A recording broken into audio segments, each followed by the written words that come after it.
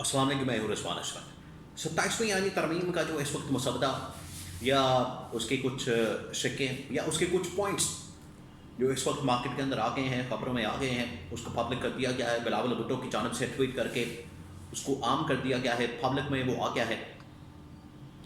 اس میں جو مختلف اداروں میں الیکشن کمیشن آف پاکستان، ان کی تعیناتیاں، ممبران کی تعیناتیاں، چیف الیکشن کمشنر کی تعیناتی، آرمی چیف کی تعیناتی، صوبوں کا قیام، 18ویں ترمیم کا خاتمہ، NSC ایوارڈ، بجٹ کا شیئر، مزید صوبے بنانا، اس کے علاوہ جو سب سے اہم ترین ایک ترمیم ہے وہ ہے عدلیہ کے ڈھانچے کے اوپر، کہ عدلیہ کا ڈھانچہ بھی مکمل طور پر تبدیل کیا جا رہا ہے، اس کے اندر بھی بہت ساری تبدیلیاں کی جا رہی ہیں، اور اس بنیادی ڈھانچے میں ایسی تبدیلیاں شامل ہیں کہ ایک قسم کی عدلیہ کے اوپر ایگزیکٹو آ کے بیٹھ جائے گی، اور عدلیہ کا رول بالکل ایک آپ کہہ لیں سرکاری ادارے، سرکاری ماتحت سرکاری ادارے اور ملازمین کی مانند ہو جائے گا۔ پہلی چیف جسٹس آف پاکستان یحییٰ آفریدی، ان کے پاس کوئی اور اس کی اہمیت نہیں تھی، ان کے پاس اور کوئی مقدمات نہیں آتے تھے ریاست کے یا حکومت کے، وہ طلاق کے معاملات دیکھ لیے یا پھر 3 مرلے کے پلاٹ کے معاملات کیسز دیکھ لیے، اس طرح کے کیسز اب ان کے پاس آتے ہیں۔ اب جو ترمیم آ رہی ہے اس کے بعد ان کی اتنی حیثیت بھی ختم ہو جائے گی، اتنی حیثیت بھی باقی نہیں رہے گی اس ترمیم کے بعد۔ یہ جو ترمیم آ رہی ہے یہ ایسی ترمیم ہے، چیف جسٹس یحییٰ آفریدی جاتے جاتے کم از کم ایک اچھا کام ہی کرتے چلے جائیں۔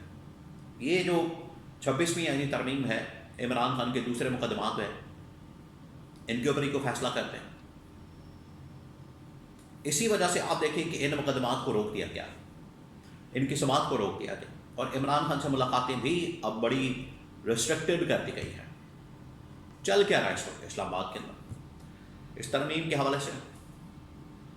آئینی یہ امینڈمنٹ کے حوالے سے ان کے اندر کون کون سی شکیں شامل کی جا سکتی ہیں، گورنمنٹ کا پلان کیا ہے، اسٹیبلشمنٹ کا پلان کیا ہے، یہ تمام تر بہت اہم ترین تفصیلات میرے پاس موجود ہے، وہ آپ کے ساتھ میں ایک ایک کر کے شیئر کروں۔ سب سے پہلے میں آپ کو یہ بتا دوں کہ آج قومی اسمبلی کا اجلاس بلایا گیا، آج 5 نومبر ہے، اور قومی اسمبلی کا اجلاس بلایا گیا تھا، تو اس کا مطلب ہے کہ آج اس ترمیم کو باقاعدہ طور پر قومی اسمبلی کے اندر پریزنٹ کیا جا سکتا ہے۔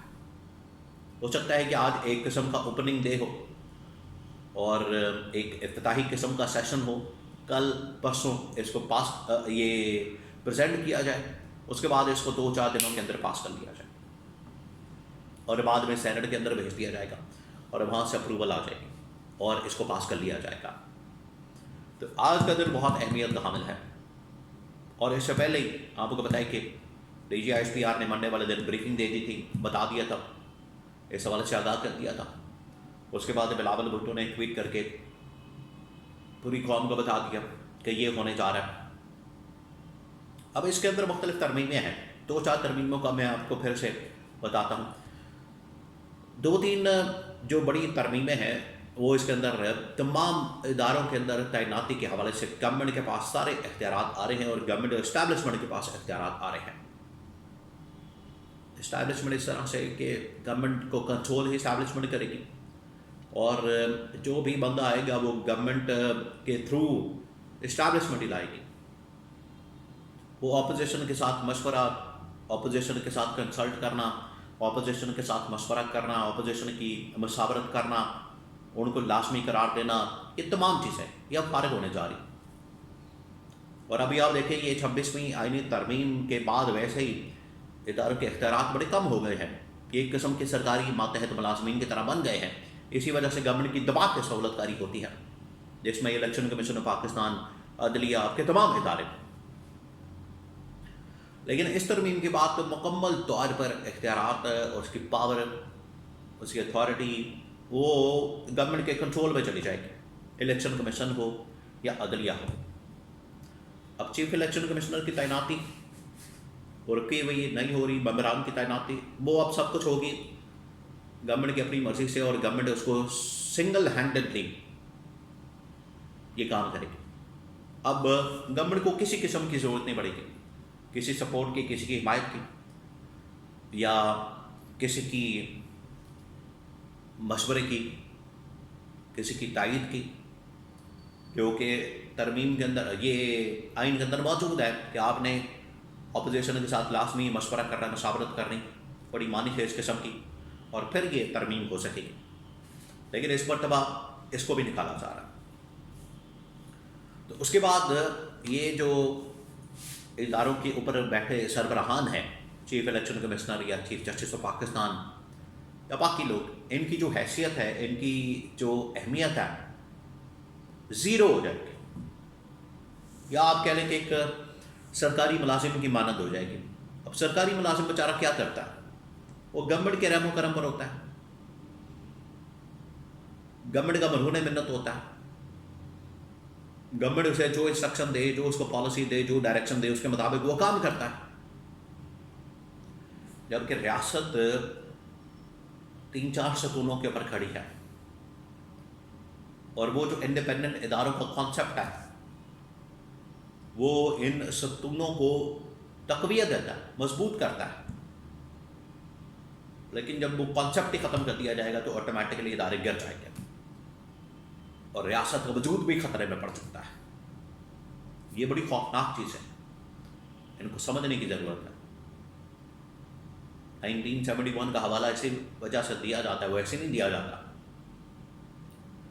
کہ اس کے پیچھے جو 20-25 سال جس طریقے سے کھیل کھیلا گیا، کھلواڑ کیا گیا، آہستہ آہستہ کر کے آخرکار ملک جو ہے 2 ٹکڑے ہو گیا.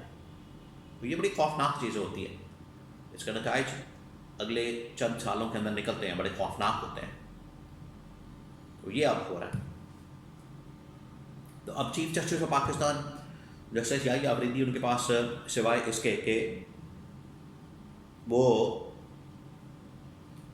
یا تو طلاقوں کے کیس کر رہے تھے، یا 3 مرلے کے پلاٹوں کے کیس کر رہے تھے، اب ان کی اہمیت اور حیثیت اتنی بھی نہیں رہے گی. کیونکہ اب اس کی جگہ، ان کی جگہ، یہ جو آئینی بینچ بنایا گیا تھا، ان کی جگہ اب آئینی عدالت آ رہی ہے. آئینی عدالت جو پہلے ان کا کانسیپٹ تھا، آئینی عدالت کے پیچھے پڑے ہوئے ہیں تاکہ پوری عدالت کو کنٹرول کر لیا جائے. جو تھوڑا بہت یہاں سے کوئی بات کرتا ہے حق و سچ کی، آئین اور قانون کی، انصاف کی، میرٹ کی، وہ بھی فارغ ہو جائے. تو ججز ہیں یہ جسٹس منصور علی صاحب، منیب اختر، اختر مینگل، یہ ایک اور جج ہے، میرے ذہن میں اس وقت نام نہیں آ رہا، جو اسلام آباد ہائی کورٹ کے چیف جسٹس پہ رہے. تو اس طرح کے جو ججز ہیں وہ آخرکار کیا کریں گے؟ فارغ کر دیا جائے گا، ان کی چھٹی کرا دی جائے گی، اور یہ آئینی بینچ بنا کے، آئینی بینچ کے بجائے آئینی عدالت بنا کے تو اس کو اوپر بٹھا دیا جائے گا.